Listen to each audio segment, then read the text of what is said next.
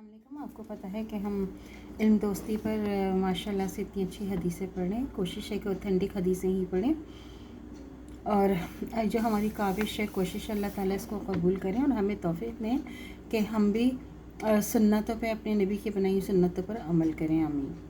आज की हदीस है कि अबू ताक़लिसी रज़ी अल्लाह ताला अन्हा बयान करते हैं कि रसूल खुदा सल्लल्लाहु अलैहि वसल्लम मस्जिद में बैठे हुए थे और लोग आप सल्लल्लाहु अलैहि वसल्लम के साथ थे। इतने में 3 शख्स आ गए। इनमें से 2 तो रसूल खुदा सल्लल्लाहु अलैहि वसल्लम की तरफ बढ़ाए और एक चला गया। 2 रसूल खुदा सल्लल्लाहु अलैहि वसल्लम के पास ठहर गए। इनमें से एक ने लोगों के हल्के में कुछ जगह खाली पाई तो वहाँ बैठ गया। दूसरा लोगों के पीछे बैठ गया। तीसरा तो पुश्त फेर कर जा ही चुका था।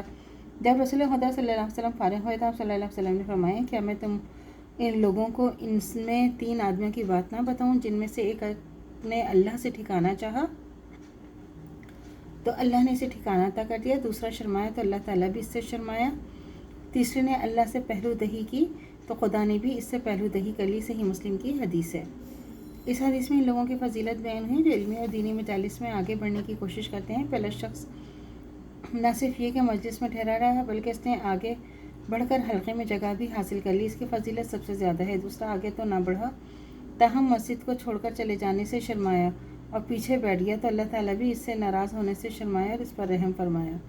और इसका रुतबा अगरचे पहले शख्स के बराबर नहीं ताहम खुदा की रहमत का मुस्तहिक़ हुआ। तीसरा शख्स चूँकि मस्जिद को छोड़कर चला गया था इसलिए अल्लाह ताला ने भी इस पर रहम ना फरमाया।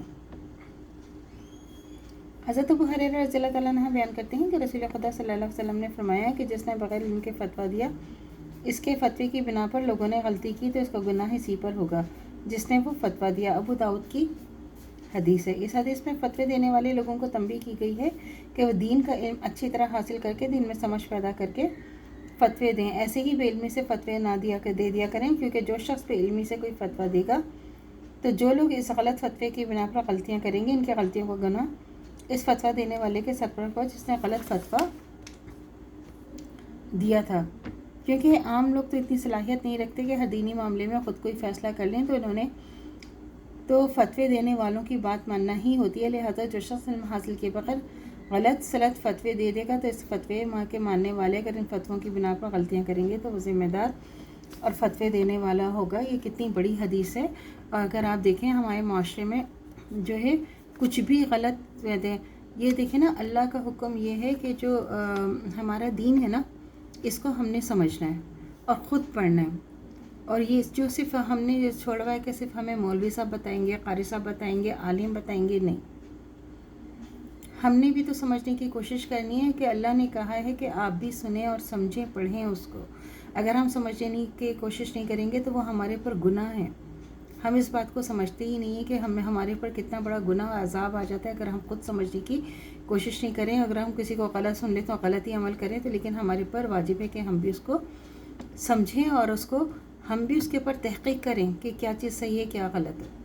और अल्लाह ताला ने अक्ल समझ दी है, कुरान दिया है और हदीस दी है।